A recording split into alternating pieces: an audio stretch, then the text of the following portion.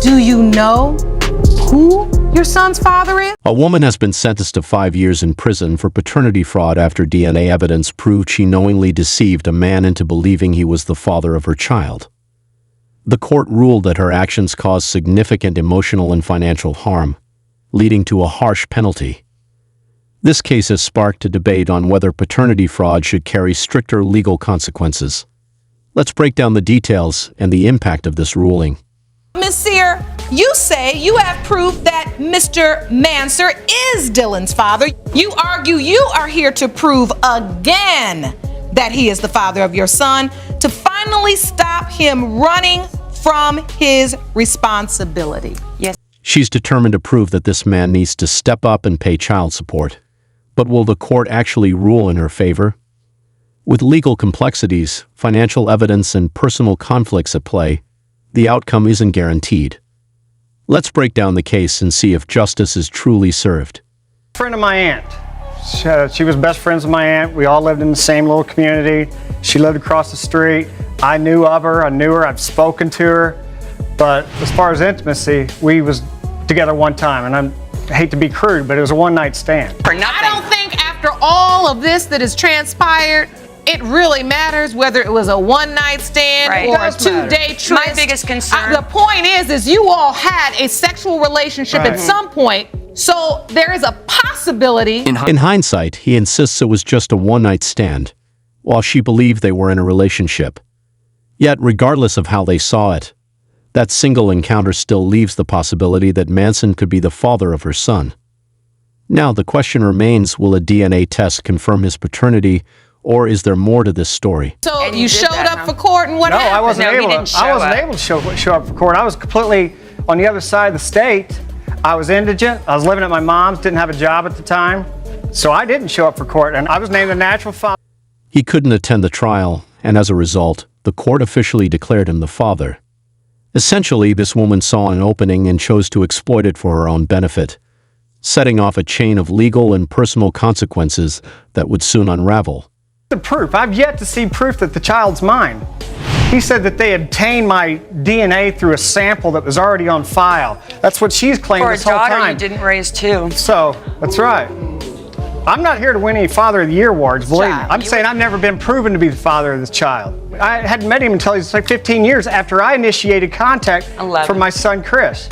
I wanted to... So wait, now are you convinced he is the father? Yes, ma'am. Why? Because I have had a DNA test done, and I have the results right here. Would you like a copy of it? Well, she's worked for lab pretty much for the last 20 years. I'd question the validity of the results. I mean, so who's in the right and who's in the wrong here? It's tough to say.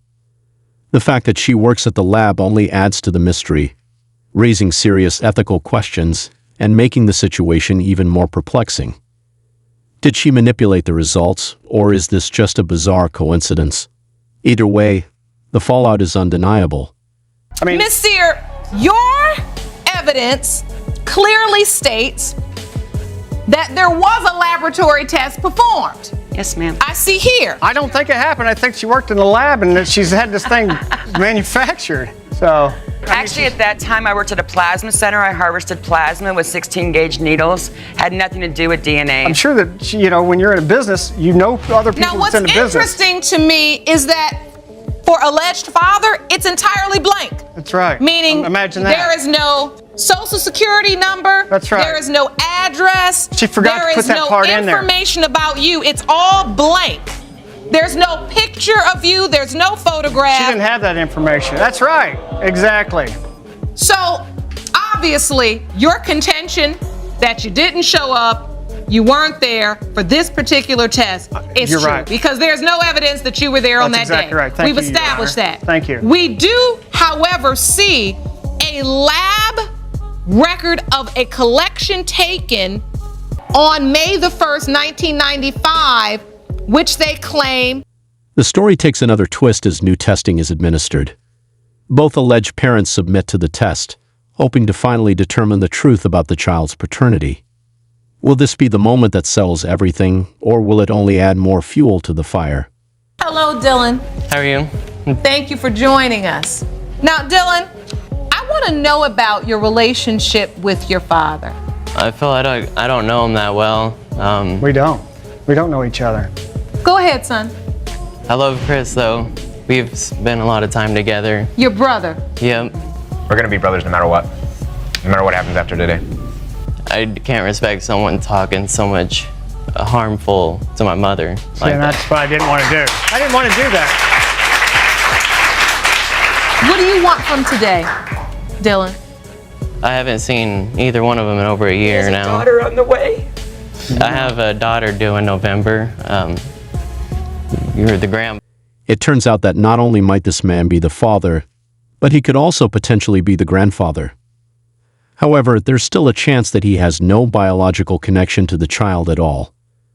The uncertainty lingers, leaving everyone involved on edge as they await the final results.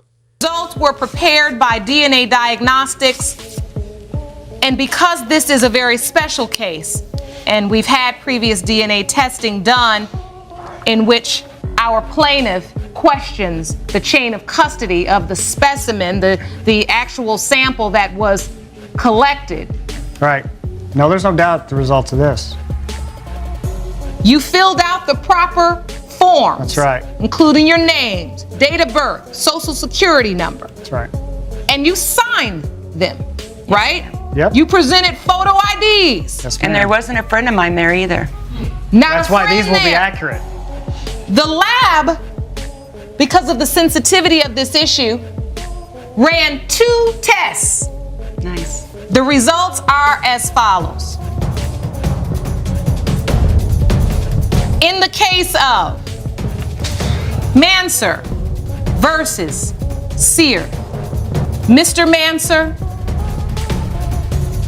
you are not. Oh, God. Manson breathed a sigh of relief when the DNA results confirmed he's not Dylan's father. But the next twist in this case is nothing short of shocking. Just when he thought he was in the clear, a new revelation threatens to turn everything upside down. 5 years in prison. Dylan, I'm sorry, bro. This is why.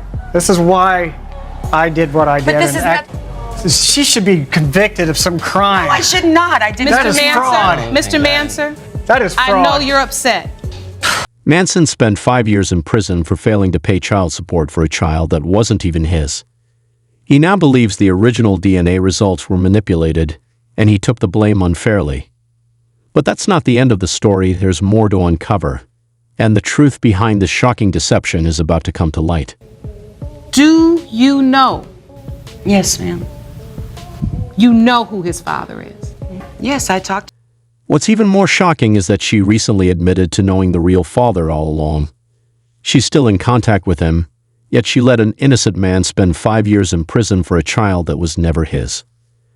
The betrayal runs deep, and the fallout from this revelation is just beginning. 5 years in prison. And then I say, do you know who your son's father is? And you say, yes, I'm still in touch with him. That is a really huge pill to swallow. It's truly unbelievable how this case unfolded. What do you think about it? Drop your thoughts in the comments below. And if you enjoyed diving into this wild courtroom drama, don't forget to hit that like button and subscribe for more updates.